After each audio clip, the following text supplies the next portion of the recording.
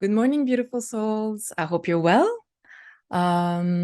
Today, I wished to make a video about an experience that happened to me about 2 or 3 weeks ago.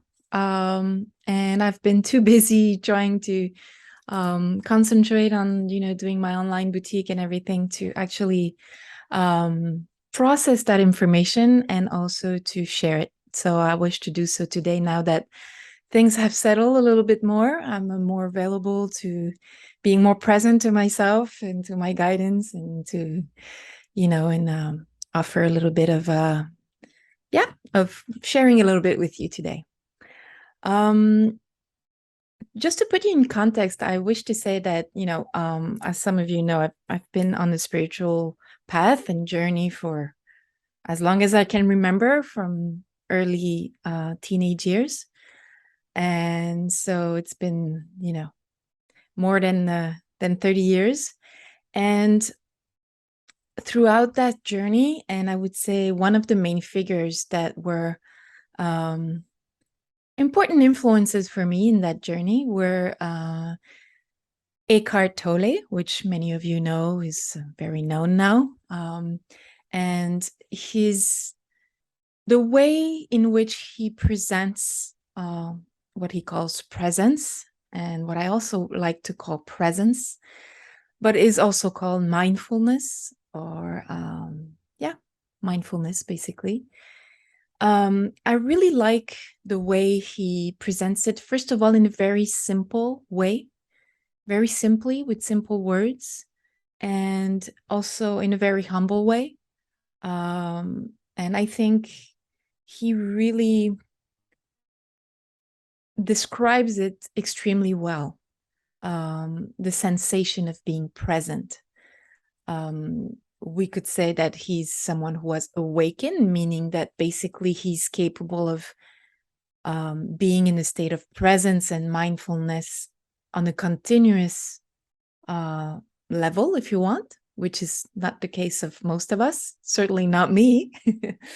And that's what I call being awakened. And I'm not a particularly big fan of that word awakening or being awakened, but what I mean by that is simply to be able to be in a state of not live within the ego all the time and in the mind, but mostly to live in a form of presence and mindfulness, to consciousness, to everything that is in the present and in every gesture and every moment. And the reason why I'm talking about Eckhart Tolle is because Eckhart Tolle's approach to mindfulness is very close to the Zen meditation that I personally resonated much with for many years in my life. I tried, and the key word here is tried, to do Zen meditation for a few years in a dojo here in Montreal. But it's always been a challenge for me because, first of all, meditation is a challenge for me, period. I can barely do 5 minutes in keeping my sort of consciousness. After 5 minutes, my mind just starts, mind and ego just roll around.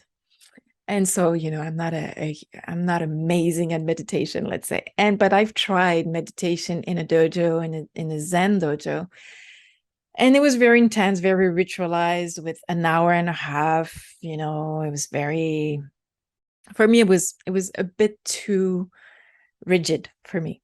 Although I loved the dojo, I loved the people there, I loved everything about it. It was, I love the Japanese aesthetics and the Japanese ambiance and everything. So I really like that dojo. It's just that the Zen meditation I think I was not ready then, at least, to do an hour and a half meditation without, passing out or freaking out or having itches and problems and whatever. Anyway, so even if I stopped doing the Zen meditation at the dojo a few years ago now, and only do the meditation here at home, at least I try to do it 3 times a day, in the morning, at lunch, I go after my lunch, I go in the park near the river and I sit by a huge, huge tree, very old, and I sit and I find that putting my back on its bark kind of helps me ground and be present more. And then I try to meditate in the evening, but often I'm quite tired and I end up falling asleep or things like that. So it's not amazing. So that's my experience with meditation. And so what I'm trying to say is that although I try to meditate every day, I really find, and it's also part of the Zen approach, is that, and also the mindfulness approach and presence approach, is not just to be present during the meditation, but also for this to be a state of presence at every moment of life, in your everyday gesture, when you work, when you do the dishes, when you, even the most simple things of life are, should be influenced in a way by a presence, by a consciousness to what you do, to what I do. And like a friend of mine reminded me of that beautiful motto in Zen, which is before awakening, carry water and chop wood and carry water, and after awakening, chop wood and carry water.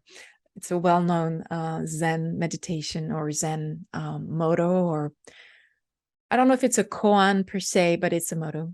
And yeah, that's what awakening in quotes means. It's simply you do things with presence. Being awakened or not awakened is just an expression, but really it's about being in presence, whatever it is you do.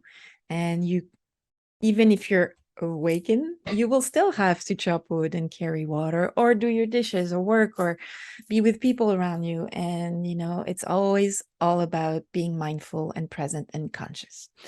And if I have a lot of difficulty in meditating, obviously I have a lot of difficulty in being in mindfulness, but I know really deep in my heart, this is very, very important for me to be able to do as much mindfulness as I can. And it's a struggle. It's an everyday challenge for me, but I know within my heart, my whole guidance, my whole intuition tells me that being more mindful, less in my ego and less in my mind, is something I really, really gain at doing a lot.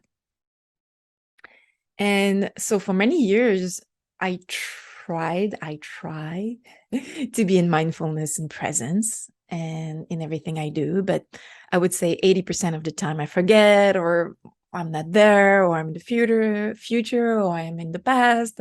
I'm not always in the presence and in mindfulness.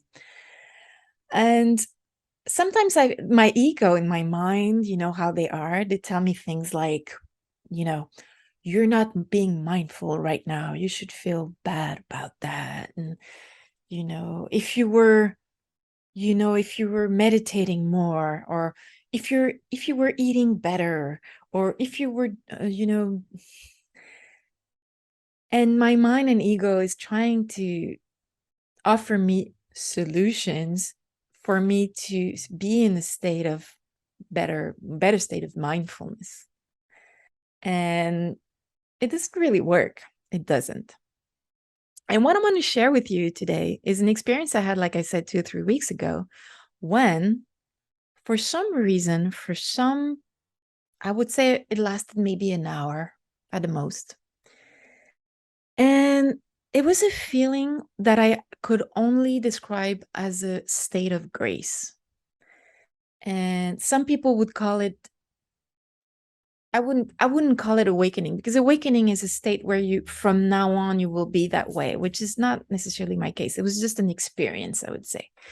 And I call it a state of grace because I cannot find any other words to describe how it felt.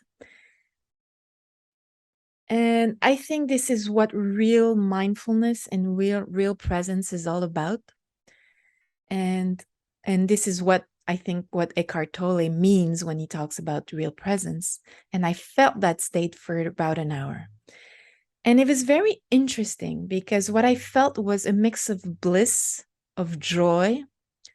I was savoring everything. Just by being, I was savoring the fact of breathing. I was savoring the fact that I felt good. I was savoring the fact that I lived where I live. I was savoring the fact that life was now. Just the way things were, very simple, were beautiful to me. It was an intense feeling of joy and bliss and pleasure. And it came from just being totally present. But what I found really interesting in that experience, and I'm telling you about all this, but I know many of you probably had uh, either on a continuous level, and oh, thank God for you, you're lucky. But sometimes just on, sometimes it happened to you for a minute, for a second, for an hour, for a day, for a week. But I know I'm not the only, I know there's a lot of people out there who had similar experiences. So that's why I want to share. And I would also love to have your comments about how you probably went through that phase. But what I found really, really, really interesting in that experience is not so much the actual feeling of state of grace or feeling blissful, but the fact that I was feeling like that, even if I still had things going on in my life which were not perfect. So it's not like everything became perfect in my life. That's what I'm trying to say. I still had my, I personally feel like I have an addiction to certain foods like cheese and other things and sweets and sugar. And I really try to be very, very disciplined and not eat any of them or either of them. But I often get these cravings for these foods and things like that. So that's one thing. And the other thing I really, having trouble with is being in the present rather than being in the future or in the past, or being in my head rather than being present. And while I was in that blissful state and state of grace, these things did not go away. And that's the interesting thing. They did not go away. I could still feel the hunger or the craving for certain foods. I could still feel the frustration for not being in the present or being in my mind and my ego. But underlying all this in a sort of background was the state of grace and bliss and joy. And now that really gave me the opportunity to really, really grasp and understand what Eckhart Tolle keeps saying when he talks about this state of presence, is that it changes everything, and at the same time it doesn't change anything. It changes everything because suddenly you feel joy and acceptance for what is in the present.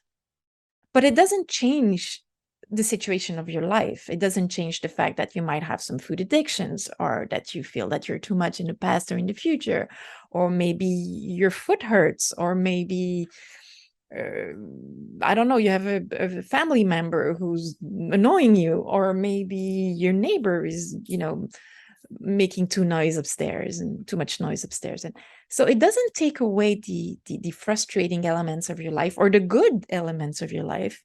It doesn't take away the situation of your life. It just puts you in a state of grace and bliss and acceptance, in a form of joy in which you can bear with all this without not wanting things, refusing things, rejecting things. And that was very enlightening for me as an experience. Not so much, like I said, to feel the joy and the bliss and the state of grace. That was wonderful, but it lasted an hour. But what was really special is to understand that it is not what I do or will do that will generate that state of grace. And that was very, very important, because in our Judeo-Christian tradition, we tend to think that we have to do things, or even that we have to be certain things or do certain things or deserve, that state of grace and bliss and because we did something nice or good, or, and that's a fallacy. The state of grace and good and bliss is something that kind of happens when it's time for it to happen. And it has nothing to do with deserving. It has nothing to do what you're doing. And it has nothing to do with being either. It's just, well, it has to do with being, in a sense that I think, or I feel, it's more like the result of simply being in mindfulness as much as possible and being as present as possible. And at some point, I guess your brain or your soul, I don't know which part of you, gets more in tune with that state of presence, and it becomes more natural and more natural and more natural. And then at some point, these moments of grace happen. And I imagine, like people like Eckhart Tolle or other people, at some point it just becomes your normal state of mind. I don't know. I have no answers. I just wish to share that experience with you because I thought it was really interesting. Not so much, again, to be like pompous, like I had this really special experience. It's not about that. I think all of us had at some point a similar experience or similar experiences. But what I found interesting is to realize that when you are in that state, problems don't go away, but they're not problems anymore. You're just in acceptance of everything that is. And that's a big part of the healing process, and acceptance and being even more in presence and mindfulness. So I wanted to share that with you because I thought it was an interesting experience on a human level and on a personal level, but also I think it could probably give some, I don't know, some feedback to people who are also trying to be as much possible in mindfulness and presence, and sometimes they're struggling with it and are being too hard on themselves. And so I just wanted to share about that experience with you guys. So if that's something that resonated with you, or that you found interesting, or that you had a similar experience or a different experience you'd like to share with me and or with the whole community, and I would be really interested to know how you perhaps lived a similar experience or something, that's kind of connected to that, or if you want to share about presence or mindfulness or Zen meditation, whatever, states of grace. So yeah, just wanted to share that with you. So I wish you a beautiful day. I invite you to raise your vibration and to comment on this video if you wish. You can subscribe to this channel if you haven't done so already, if that's something you resonate with. You can like the video if you do. And I invite you to join me on Telegram, on Instagram. And lately I've decided, against all odds, because I hate Facebook, to open a page on Facebook again. I did a few pages in my life on Facebook and closed them because I hate Facebook. I'm not a big fan of Facebook. But on Facebook, I just have a professional page to present my material for my boutiques and stuff like that. So if you wish to, subscribe to my Facebook page, you can as well. You're welcome to do so. I share that there, the same things as I share on my Instagram and my Telegram. But, wanted to add that today, and you'll find the links to all these things in the description below. So that's it for today, folks. I wish you a beautiful day. Raise your vibration and share with me what states of grace you have felt in your life. Have a good day. Bye.